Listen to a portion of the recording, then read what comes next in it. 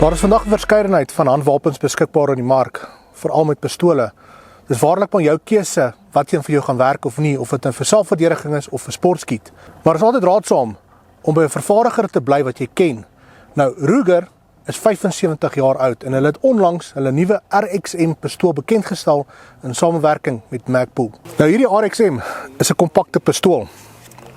7.2 duim lank, 5.3 duim hoog, 1.1 duim breed en die loop is maar slegs 4 duim lank. Die RXM pistool is 'n striker fire pistool. Die magasyn bevat 15 rondes en die greep is 'n Magpul handgun grip.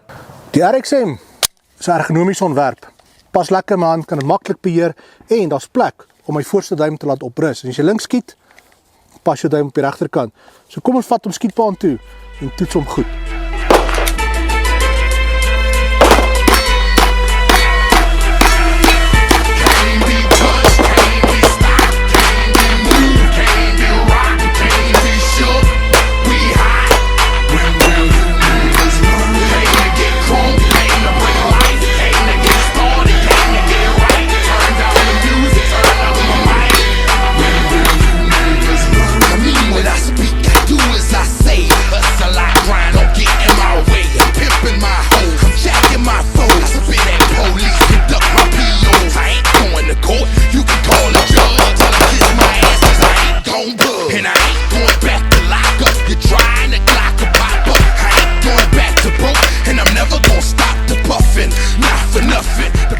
Hierdie RXM het my beïndruk vandag.